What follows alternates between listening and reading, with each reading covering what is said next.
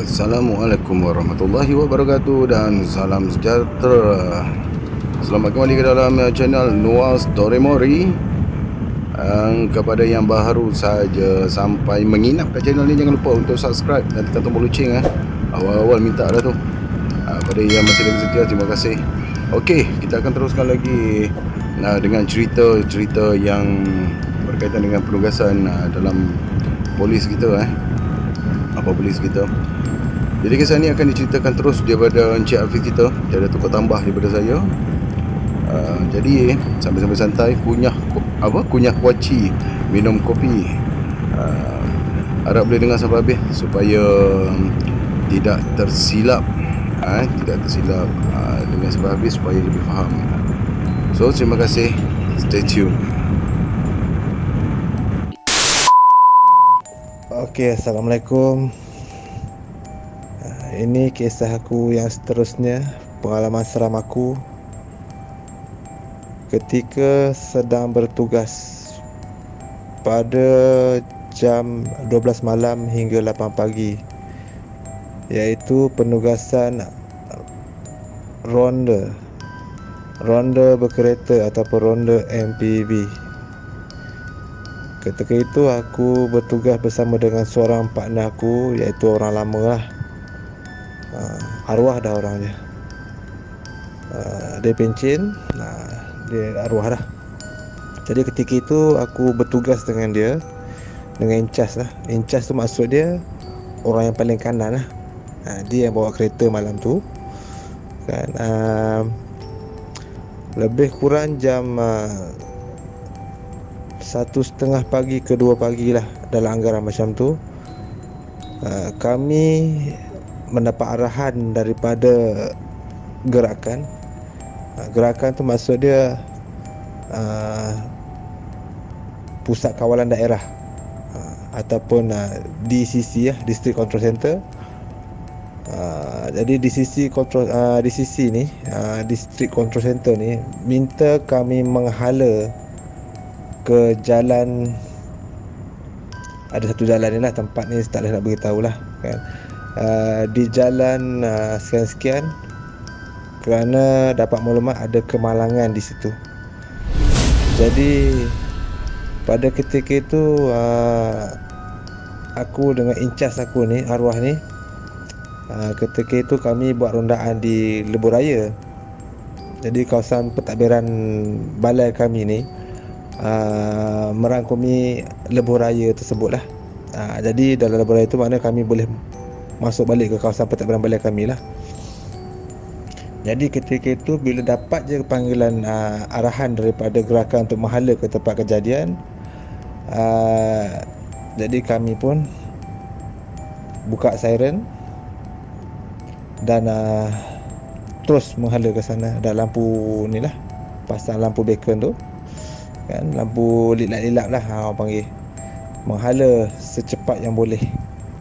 Jadi untuk makluman semua, kawasan yang dilaporkan tu, yang kami pergi tu, kawasan pentadbiran balai saya tu, kawasan tu agak gelap. Dia berdekatan dengan pusat kawasan tanah, boleh dikatakanlah demi untuk menjaga sensitiviti kita, masyarakat. Saya tak sebutkan lah, saya cuma boleh sebut dia berdekatan dengan tanah perkuburan non-Muslim lah. Jadi tanah perkuburan non-Muslim tu pun jadi berhampiran di situ juga terdapat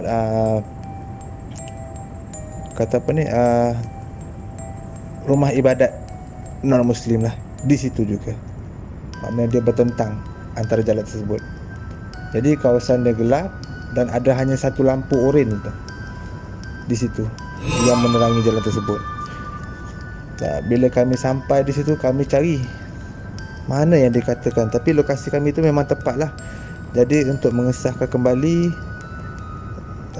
jadi ketika itu aku sebagai kru menghubungi semula lah ke pusat kawalan daerah tu ataupun DCC tu untuk mengesahkan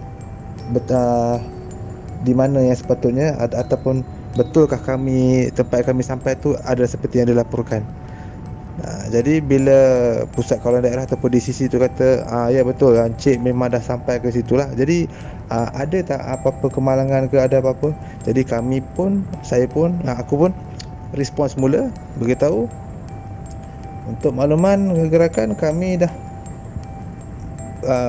cari dah ni.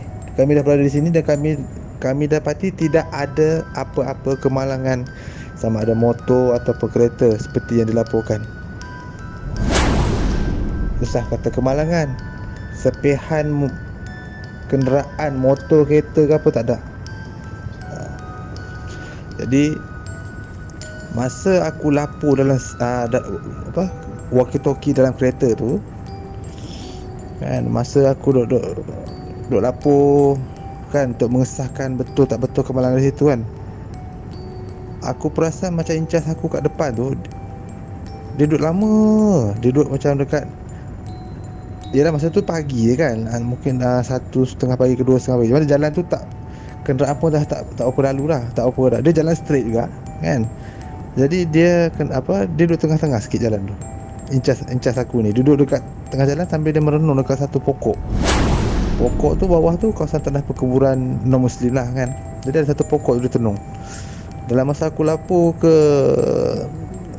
DCC tu, gerakan tu, pusat kawalan daerah tu, aku perasan dia berhenti lama dekat pokok besar yang macam dia pokok tu menaungi lah kawasan tanah perkuburan non-Muslim ni. Untuk sebelum tu untuk makluman pendengar-pendengar lah, incas aku ni orang lama ni, ada arwah ni, dia bukan sebarangan lah. Dia ni nampak macam happy je kan, tapi mungkin anugerah Allah bagi kat dia ni boleh lah kan. Jadi dia pun memang jenis hati kering lah orang kata. Sambil-sambil tu kan, dalam keadaan tu dia rehat dulu. Lepas tu tiba-tiba nampaklah dia keluarkan rokok dia. Dia bakar rokok dia, dihisap, tapi mata dia menghala ke pokok besar tu dengan kawasan sekeliling tanah perkuburan non-Muslim tu. Jadi aku pelik. Di situ aku dah mula start terdetik. Sampai aku nak lapor ke gerakan tu pun jadi macam aku hilang fokus. Sampai gerakan pusat kawalan daerah tu pun panggil aku dalam walkie-talkie tu. Macam mana cik, terima tadi maklumat tadi. Sampai aku putus sedap. Roger terima. Kami akan buat rondaan lah kawasan ni lah untuk mengesahkan kalau, dan jika tiada kami akan lapor semula dan akan buat sambung rondaan semula. Jadi aku pun letak walkie-talkie tu, aku perhati. Aku keluar daripada kereta, aku tanya incas aku lah, Cik tengok apa tu? Dia tak cakap apa, tapi dia angkat tangan. Dia seolah macam dia kata kejap. Macam tu lah, tapi dia tak cakap dengan mulut. Macam tu lah. Aku pun perhati, aku rasa benda apa kan, kot dia tengok burung ke apa ke kan. Tapi dia relax, dia tenang lah. Sambil dia okok, dia relax. Ini orang lama ni. Memang sebelum-sebelum ni orang beritahu kat balai pun beritahu memang dia jenis orang kata apa, dia hati kering ni kan, dia tak peduli kan. Tapi aku ingat tu mungkin orang melawak ke apa, tak apa lah. Dia perhati dekat pokok tu. Lepas tu aku pun keluar sikit pergi. Lepas tu aku kadang-kadang tiba-tiba dia pun cakap dengan aku, hang nampak apa yang aku nampak? Kata, nampak apa cik? Cik jangan cik kan. Memang di situ jalan memang sunyi, straight, kiri kanan tu pokok banyak, dekat dengan kawasan memang perkuburan non-Muslim, bertentang dengan jalan tepi rumah ibadat non-Muslim juga, yang bukan Muslim lah. Okay, dah perhati, tak nampak apa yang dia tengok tu. Aku cuba tengok, aku cuba jengah-jengah, tak ada. Aku bukan jengah ke depan, mana aku duduk sebelah dia, aku jengah aja. Lepas tu dia tunjuk, okay please kau perhati kat situ betul-betul. Tengok tu, sebab dia pun lampu oren tu, lampu jalan yang oren yang sebatang tu. Lepas tu aku tengok betul-betul nampak macam ada pergerakan sedikit. Kenapa cik? Monyet kot, aku cakap macam tu. Dia pun biasalah orang lama kan. Aku tengok, aku perhati monyet, aku tengok nak pasti betul monyet tak monyet. Monyet bukan kata monyet, tapi sempat tu je bergerak. Paling kalau kata angin, pokok lain tak bergerak, tapi pokok tu. Lepas tu dia kata, tak pakai pis lah ni, hang duduk dalam kereta. Duduk dalam kereta. Hang duduk dalam kereta Ustaz. Dia ulang ayat tu, dalam kereta. Tapi memang aku tak sedap lah kan. Lepas tu aku pun duduk dalam kereta Ustaz. Tapi aku buka tingkap sikit, aku nak tengok apa dia buat kan. Lepas tu aku nampak macam benda jatuh berbung. Bukan nampak, sorry, dengar berbung kuat. Macam jatuh, macam tu, macam durian jatuh berbung macam tu. Benda apa jatuh tu?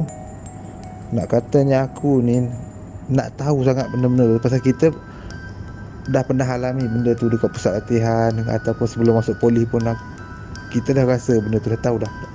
So aku tak tahu macam mana aku boleh, daripada aku duduk dalam kereta tu, yang dia bagi arahan duduk dalam kereta, aku keluar. Sebab aku nak tahu benda apa yang bunyi berdebuk kuat jatuh.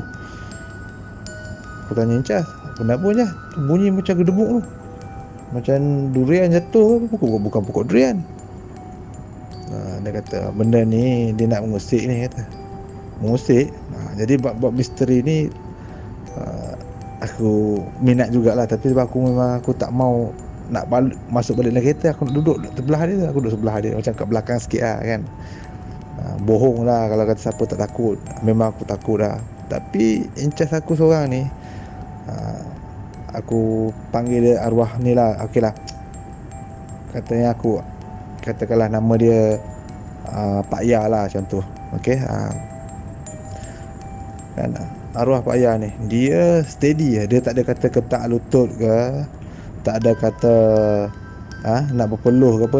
Dia sambil dia tangan belah kiri dia selut dalam seluar dia kan, sebelah lagi pegang dia isap aku. Relax ke, tengok orang dia pandang lah, dia macam tak ada apa, macam dia kata dia benda ni dia nak main dengan kita ni. Main apa je, jangan macam-macam cakap kan. Dah ni pun gerakan pun dah beritahu kalau tak ada apa-apa jumpa kemalan, kita gerak tempat lain lah Cas kan, kita sambung ronda lah. Relax dulu bis kan. Macam benda ni, macam daripada tadi lagi benda ni, kalau kau tak perasan dia kata bis, tapi aku perhati tadi sambil-sambil kau nak jengah cari kemalangan, aku tengok tadi benda tu macam, yelah benda tu macam nak main dengan kita kan. Waktu aku pun ingat kan, kita nak ajak lah dia gerak tempat lain pula kan. Malah lah nak ada benda-benda macam tu. Saya kan dia ikut balik rumah kan, tak pasal-pasal. Tapi tak apalah kan, kalau dia dah diincas kan, jadi kita ikut lah kan. Pasal kita pun tahun 2008 kan, kita pasti out 2006. Mana kita baru 2 tahun bertugas kan. Anggap macam kita ni tak confirm lagi lah, ibarat tu kan. Tak apalah kan, kita ikut lah. Lepas tu dia pun dia start okok kan. Benda tu yang benda bunyi jatuh tu tak tahu benda apa jatuh. Tak semena-mena dia pun mencabar benda tu. Ni perangai orang lama ni, arwah ni. Dia berani. Dia boleh cakap apa dengan menatang tu. Kau tak payah-payah lah nak main jatuh-jatuh, nak main lompat-lompat. Meh duduk depan aku ni. Dia cakap macam tu, aku lagi berdebar-debar hati aku. Apa ni Cah? Aku cakap macam tu, Cah jom aja, tak payah nak panggil pula kan. Kau duduk diam je lah habis kan. Kau tak mahu kau dalam kereta, kunci pintu pun tak apa. Kau nak tinggal aku seorang sini pun tak apa. Kau nak balik balai dulu pun tak apa. Kau tinggal aku seorang pun tak apa. Tengok orang lama punya perangai tak. Tapi memang dia hati kering kan. Serius. Dia tak marah cakap dengan aku macam tu. Dia relax kan. Kau nak balik pun balik tak apa kan. Tapi iyalah kan, tak tergamak kita nak tinggal Encah kita kan. Nak tak nak tu lah. Dia panggil datang tu. Kau tak payah nak main lompat-lompat, kau tak payah nak ni. Kau datang depan aku. Lepas tu tiba-tiba dalam masa dia duduk cabar, aku tak ingatlah dialog apa yang dia cakap. Cuma itu yang dialog tu waktu aku memang ingat. Dia duduk cakap tu panggil depan-depan. Kau main depan aku, kata. Tak payahlah nak lompat-lompat apa semua bagai. Menyampah aku tengok. Aku tak tahu kau ni betina ke jantan ke. Kalau hang jantan, kalau hang ni jantan, hang ada telur, main depan aku. Hang nak tahu lah. Hang tera ke aku tera main. Oh tu dia. Lepas benda tu dia cabar kan. Ada lagi dialog yang dia cakap, aku tak ingat lah. Tapi ayat lebih kepada mencabar. Macam tu lah. Tak lama lepas dalam masa dia cabar-cabar tu, ada satu bola api datang.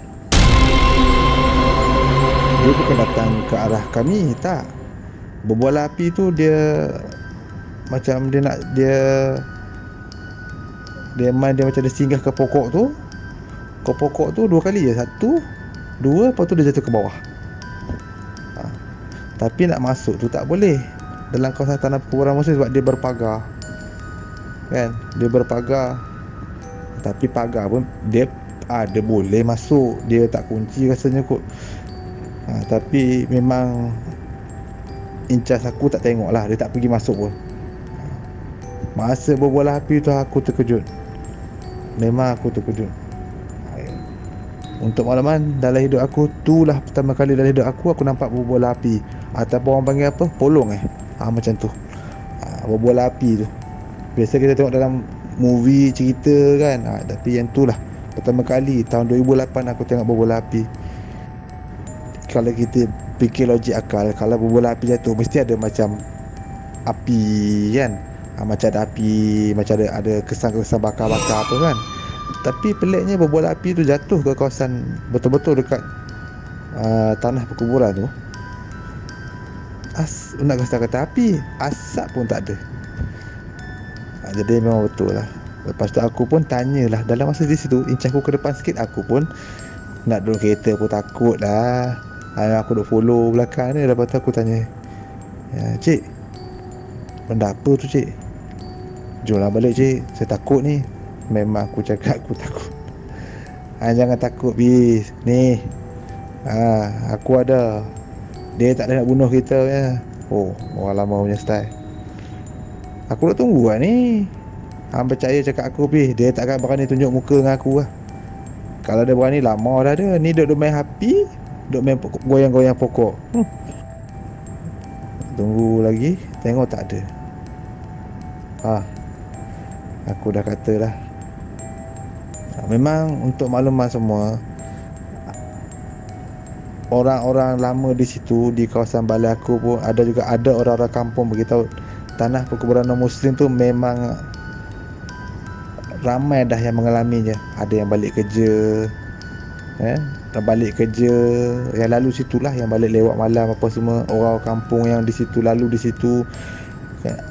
Di balai aku sendiri pun, anggota-anggota lalu di situ pun, yang ronda pun memang biasa mengalami. Ada yang mengalami macam berbola api tu, ada yang mengalami penampakan lah, lembaga hitam. Penampakan berkaitan dengan penampakan lembaga hitam ni. Nak diringkaskan cerita lah. Bab yang aku dengan incas aku tadi tu, dia dah tunggu apa, tak ada apa semua. Dia dah cabar-cabar apa semua, tak muncul-muncul. Aku pun teruskan rendaan semula. Satu kisah lagi. Dalam masa tu tahun 2009 atau 2010, aku tak ingat. Pada ketika itu OCS aku ataupun ketua polis balai, dia bertukar. Jadi dia bertukar, datanglah ketua polis balai yang lain. Masa tu dia ketua polis balai yang baru aku ni, yang datang baru tu, dia berpangkat Sarjan Major lah ataupun SM. Jadi masa untuk makluman masa dia di balai lain, yang ketua polis balai baru aku ni, masa dia sebelum bertukar di balai polis, bertukar di balai aku, dia semasa dia di balai lain, dia ni dikatakan kerap buat rondaan secara sendiri-sendiri waktu malam. Dia pencen dah. Dia kerap buat rondaan sendiri pada waktu malam di kawasan pentadbiran balai dia sebelum ni. Kadang dia keluar 2 pagi, dia pusing-pusing pukul 1, 12 malam ke atas. Dia suka lah untuk nak pantau anggota ronda anak buah dia kan. Okey, tak apalah. Jadi dia bertukar je ke balai aku ni. Dia nak buat, dia pun nak ronda juga sendiri seperti mana dia buat rondaan di tempat pentadbiran dia sebelum ni. Jadi bila dia masuk ke balai aku, dia pun pada ketika itu aku, masa dia nak keluar rondaan secara sendirian tu, Lepas itu aku bertugas di kaunter aduan pada jam 12.08 pagi juga. Masa tu dalam pukul 1 dia datang ke balai aku awal pukul 12.30 malam. Jadi dia pun sembang, dia kata dalam pukul 1 ke 1.30 dia pun beritahu aku, dia kata, Cik Hafiz, ni saya nak keluar ronda. Jadi aku tanya dia, Cik nak ronda dengan siapa Cik? Tak apa, saya nak pusing-pusing kot, saya pun tak ngantuk gini. Jadi saya pun nak pusing-pusing tengoklah kawasan, nak kenal-kenal kawasan. Oh iya ke? Tak apalah, kalau ni kalau cik nak kalau perlu cik boleh panggil lah anggota ronda kita yang sedia ada ni. Tak apa. Dia suka keluar seorang. Tak apalah. Anggaran 1.30 pagi dia keluar. Masa tu aku bertugas di kaunter aduan untuk ambil report.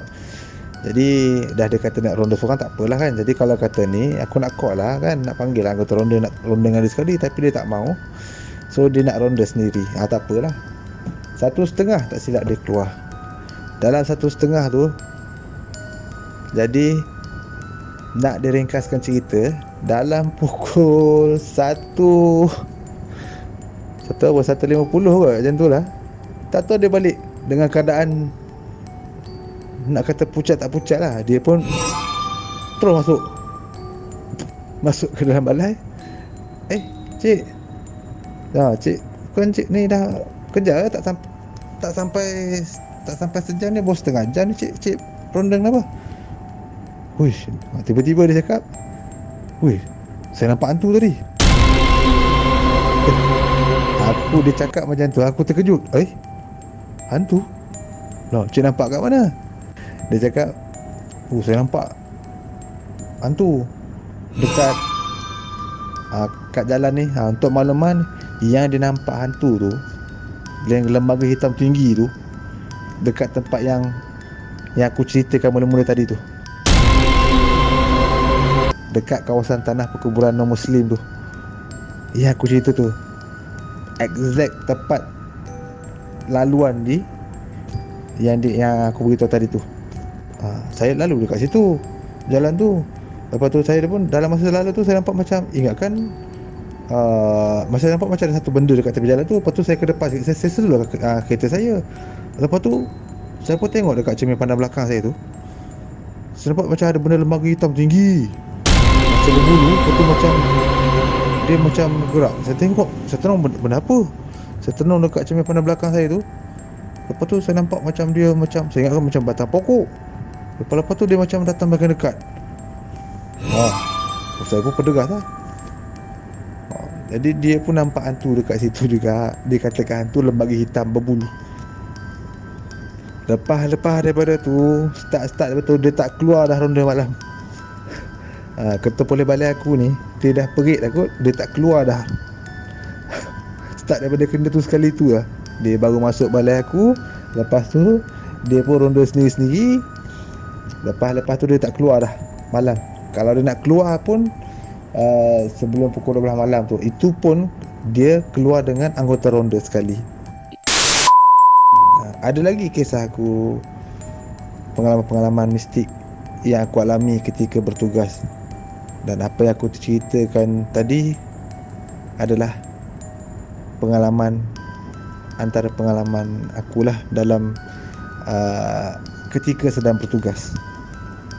Dan juga kisah kedua yang aku cerita tadi, kisah yang dialami oleh ketua polis balai aku yang baru masuk ke balai aku. Sebab apa? Ketua balai polis lama aku tu, yang sebelum tu dia dah bertukar. Jadi ketua polis balai aku yang baru ni yang masuk, dan yang baru ni lah yang ketua polis balai baru aku ni lah yang mengalami benda tu. Jadi Scott, dan untuk pendengar-pendengar, itulah kisah aku yang antara kisah dan pengalaman mistik aku yang aku alami ketika bertugas.